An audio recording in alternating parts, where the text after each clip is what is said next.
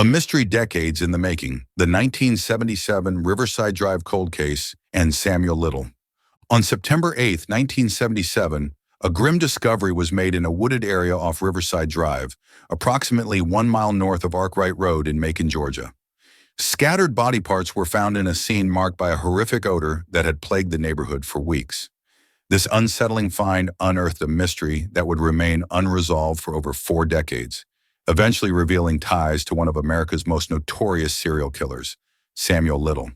The remains of the woman were discovered near the front yard of a house in the area. Upon investigation, it became clear that animals had disturbed the site, scattering parts of the body throughout the woods. Among the remains recovered were her hands, shoulder blades, and some limbs, along with portions of her torso. Despite an exhaustive search, authorities were unable to locate all the body parts, hindering their ability to determine a definitive cause of death.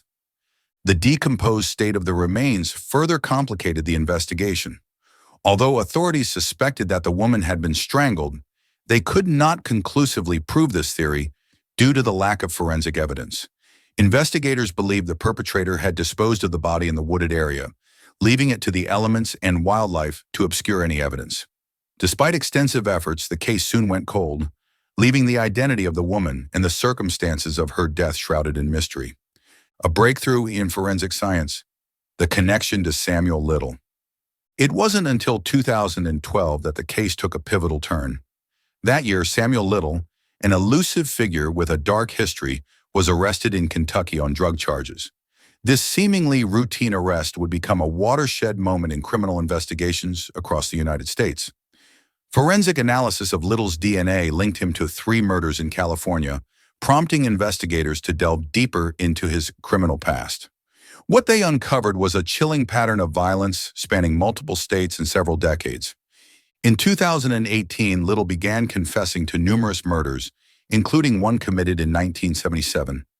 The same year, the unidentified woman was found on Riverside Drive. While the details of his confession regarding this specific victim were not publicly disclosed, his reaction to a reconstruction of the victim's face was revealing.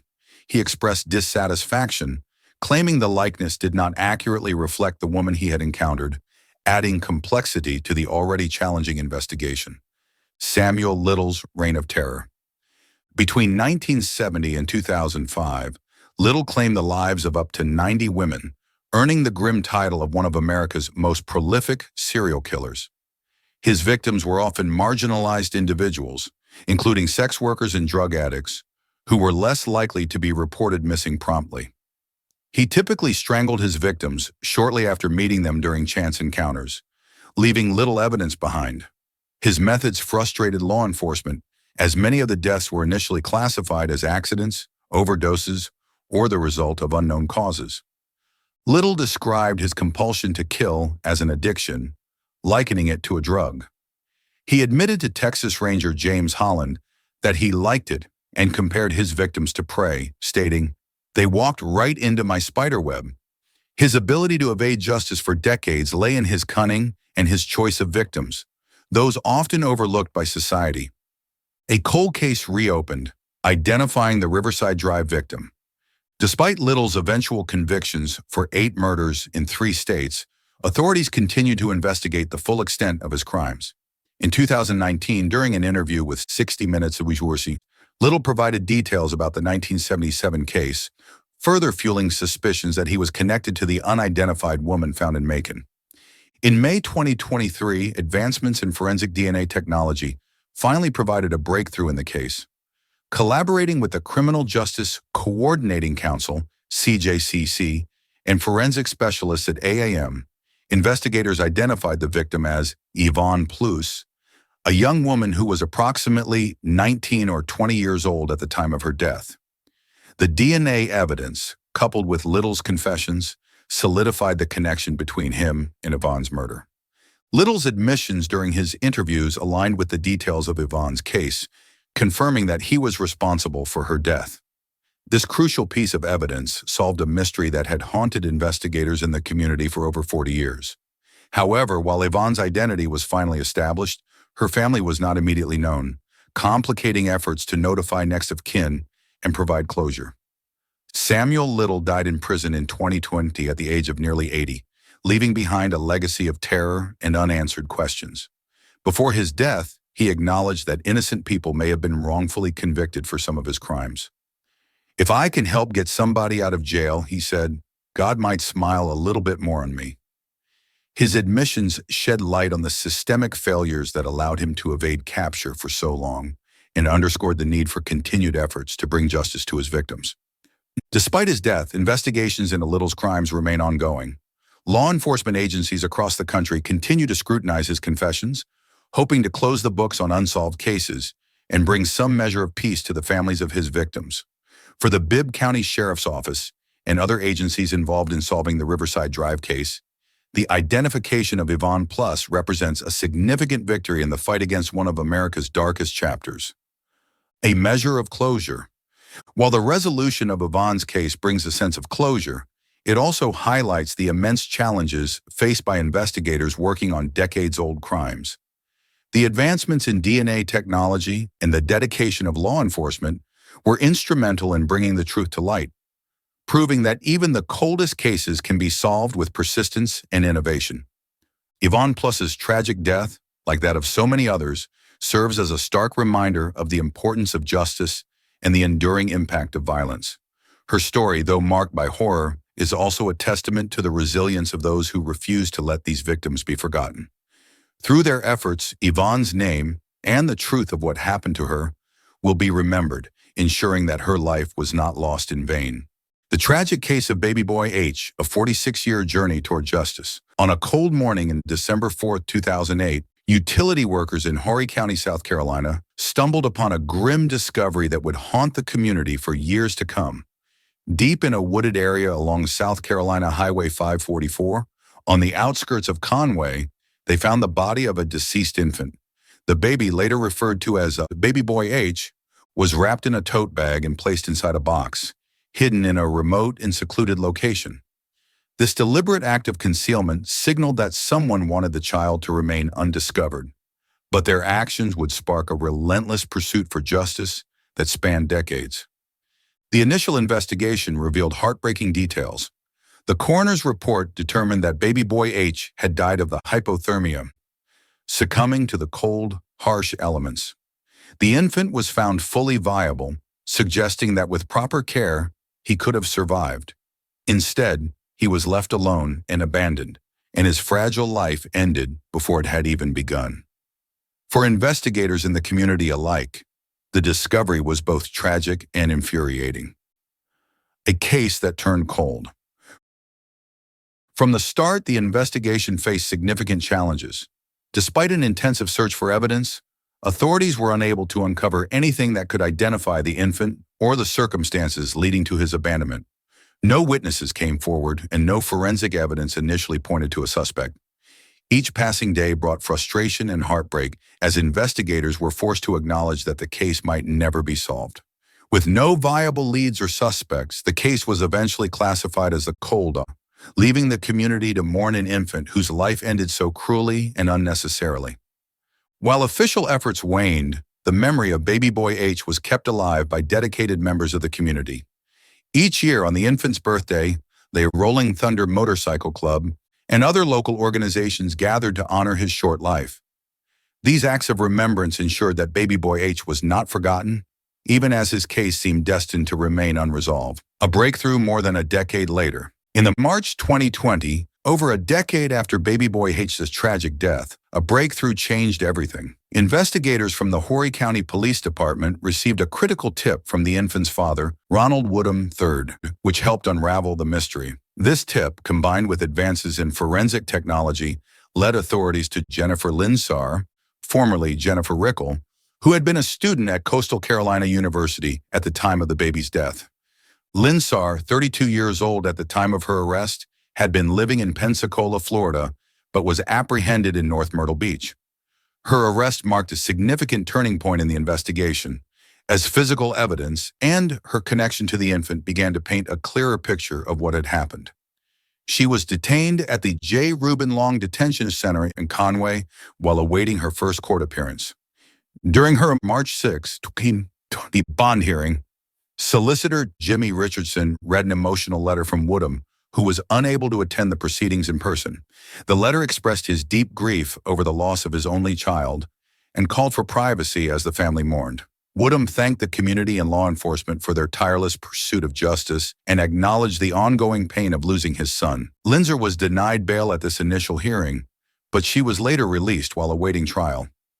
Her release sparked debates about accountability and justice, with many in the community wondering if the full truth would ever come to light. The truth comes out. On the September 15, 2022, after years of legal proceedings, Lindsay reached a plea agreement, pleading guilty to the lesser charge of voluntary manslaughter.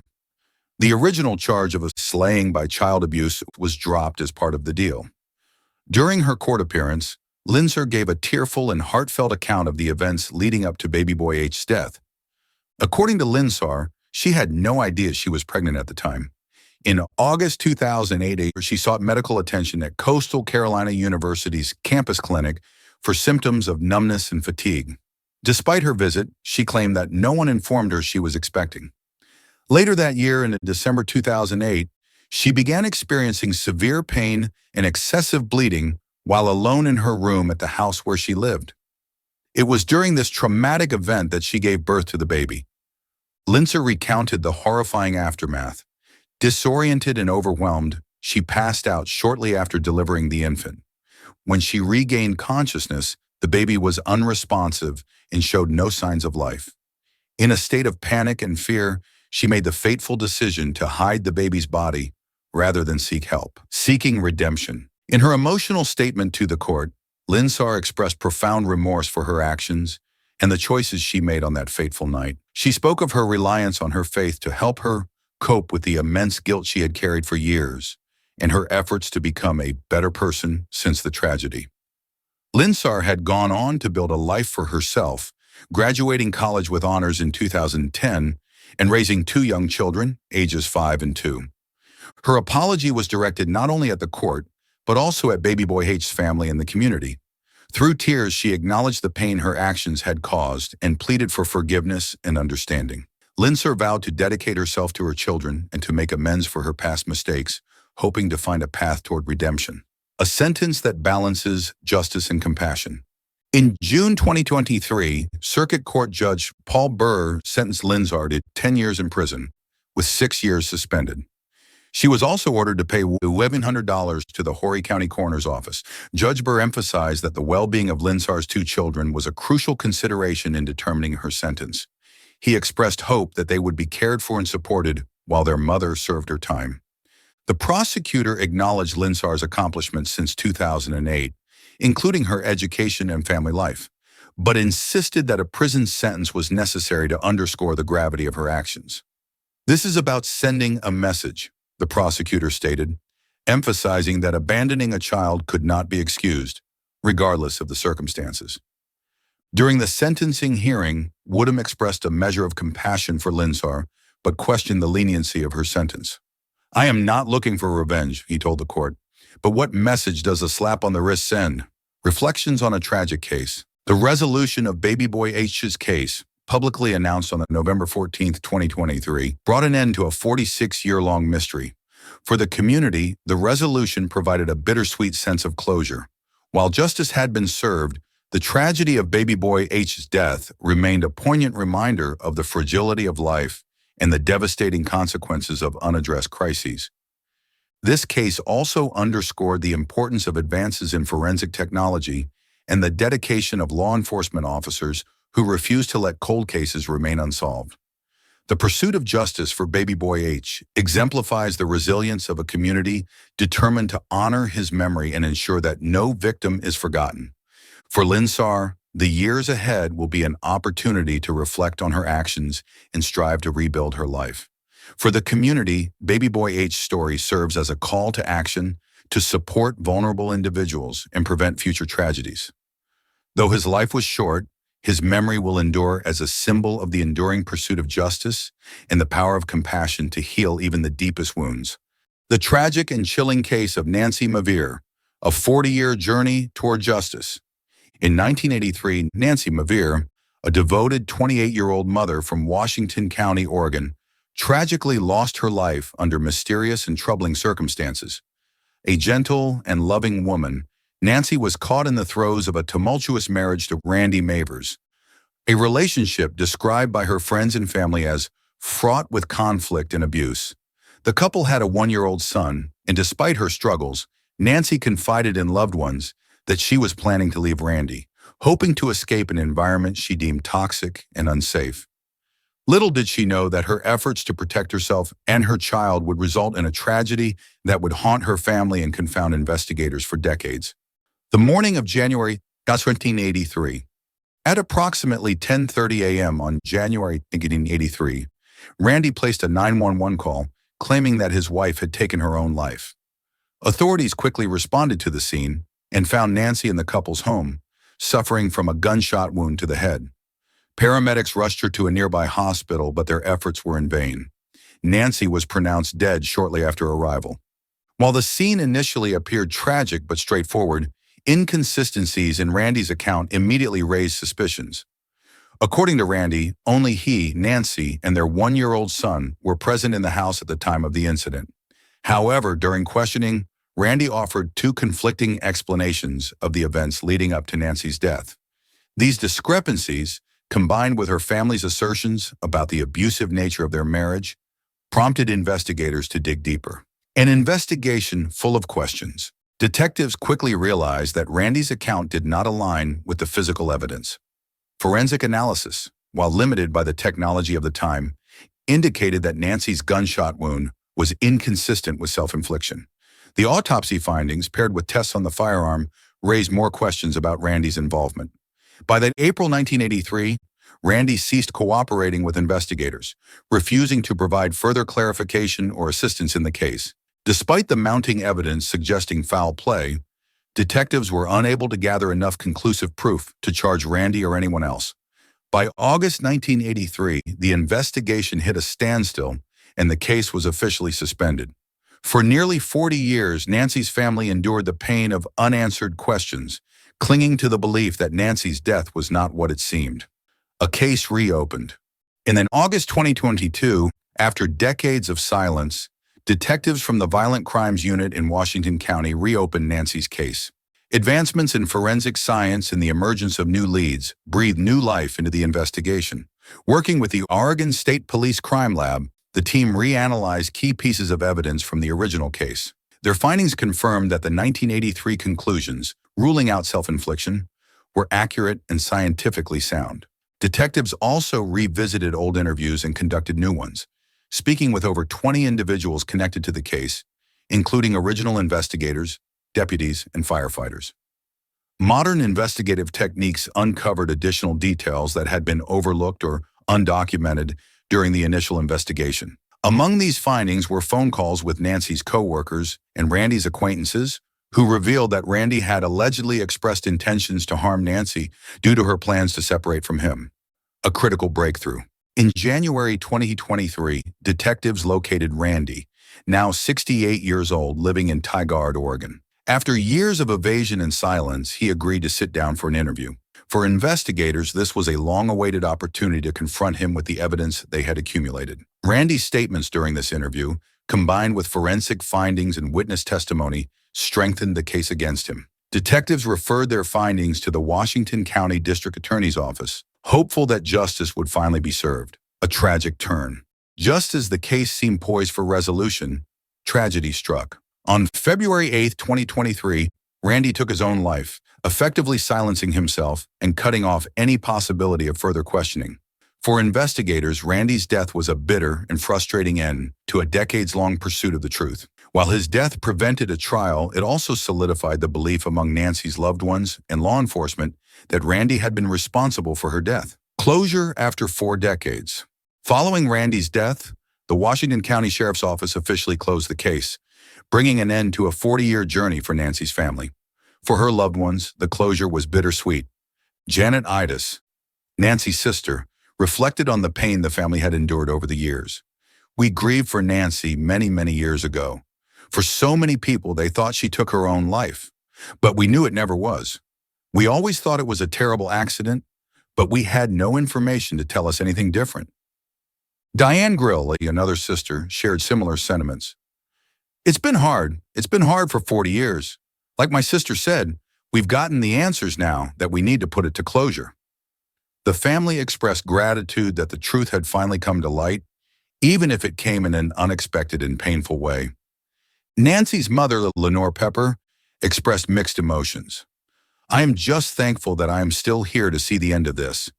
I wish my husband were here, but he would have been very sad. I feel we got justice, but like I say, in a very strange way. At my age, I don't know if I could have gone to a trial every day, so we have to accept that this is all we can do. The legacy of Nancy's case, the revelations that emerged from the reopened investigation underscored the importance of persistence in cold cases. Through a combination of modern forensic technology and dogged determination, investigators were able to provide answers to a family that had waited far too long for justice. Nancy's case serves as a reminder of the devastating consequences of domestic abuse and the toll it takes on families and communities.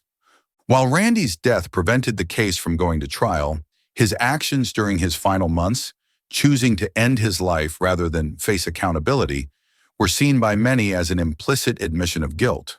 For Nancy's family, this was likely the closest they would ever come to hearing Randy accept responsibility for her death. The story of Nancy Mair is a sobering reminder of the importance of recognizing and addressing the signs of domestic abuse. Her gentle and loving nature will be remembered by those who knew her, and her tragic death serves as a call to action to ensure that no one else suffers in silence. After 40 years, the truth about Nancy's death has finally been uncovered, offering her family and community a sense of closure and justice, albeit in a bittersweet and tragic form.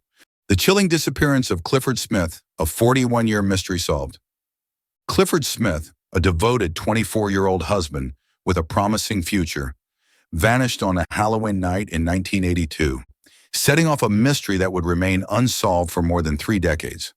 His disappearance and the eventual discovery of his body shocked the small Indiana community, leaving family, friends, and investigators grasping for answers.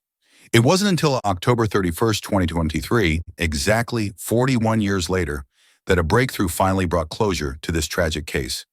The early years and a promising life. Born in 1958, Clifford Smith had settled into what seemed to be a stable and fulfilling life in Indiana. By 1982, he was married to Joyce Smith and living a life of relative peace.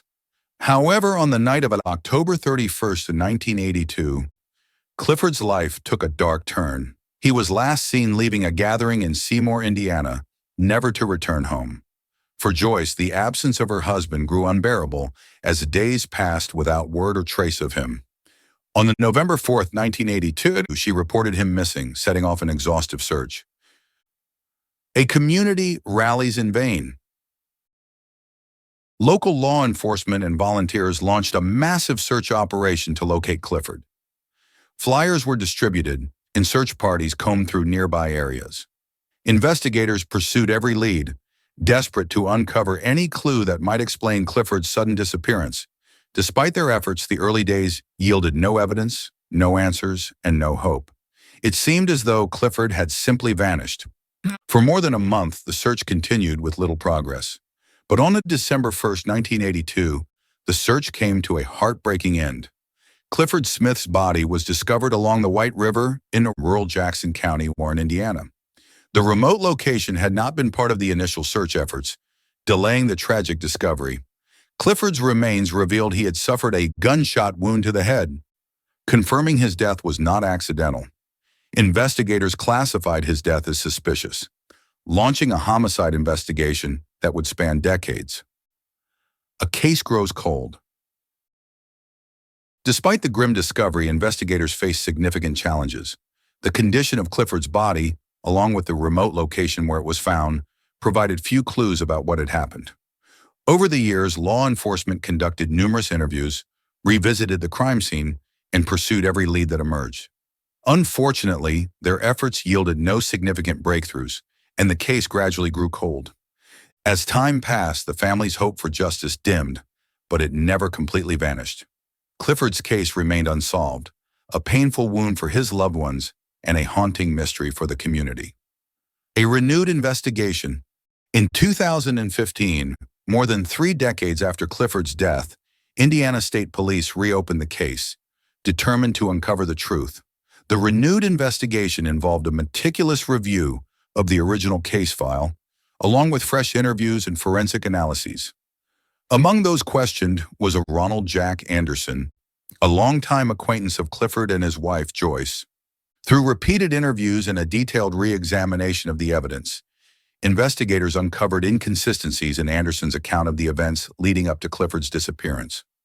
Witness testimonies from the night of October 31st, 1982, painted a clearer picture of what had transpired. Anderson and Clifford had been part of a group gathered at a residence on the East 13th Street in Seymour. Witnesses reported that Anderson had been in possession of a shotgun during the gathering and that he and Clifford had left together later that evening. Piecing together the truth. Detectives believe that on that October 30th, 1982, the night before Clifford's disappearance, Anderson took a shotgun from the residence on East 13th Street and loaded it. After the Halloween gathering dispersed, Anderson and Clifford left together, with Anderson still in possession of the weapon. Investigators now allege that Anderson used the shotgun to fatally wound Clifford before disposing of his body along the White River. Further scrutiny of Anderson's actions in the days following Clifford's death uncovered damning evidence. Anderson had returned the shotgun to the East 13th Street residence shortly after the crime. He also revisited the scene along the White River, presumably to conceal evidence that might link him to Clifford's death. These deliberate actions strengthened the case against him, providing investigators with the crucial pieces needed to move forward. A long-awaited arrest. On October 31st, 2023, exactly 41 years after Clifford Smith's disappearance, authorities issued an arrest warrant for Ronald Jack Anderson. Now 61 years old, Anderson was taken into custody at his home in Seymour, Indiana, and charged with Clifford's murder. His arrest marked a pivotal moment in a case that had baffled investigators and haunted Clifford's loved ones for over 4 decades.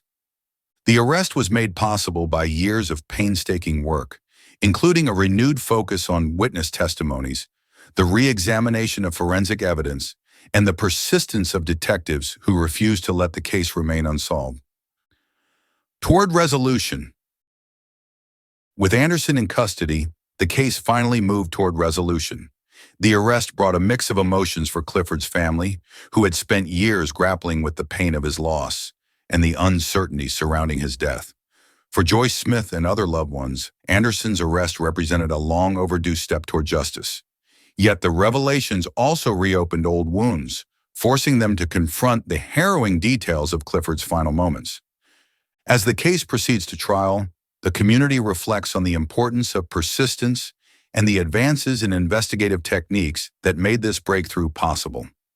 Clifford Smith's story serves as a poignant reminder of the enduring impact of violent crime and the tireless efforts of law enforcement to bring justice to those who can no longer speak for themselves. A legacy of justice. The arrest of Ronald Jack Anderson does not erase the pain of Clifford Smith's tragic death, but it provides his family and the community with answers they had sought for more than 40 years. His case underscores the importance of revisiting cold cases and the hope that, with time and dedication, even the most elusive mysteries can be solved. For Clifford's loved ones, the truth finally coming to light brings a bittersweet sense of closure. While justice has been delayed, it has not been denied. As the legal process unfolds, the memory of Clifford Smith, a young man with a bright future, will serve as a testament to the resilience of those who refuse to let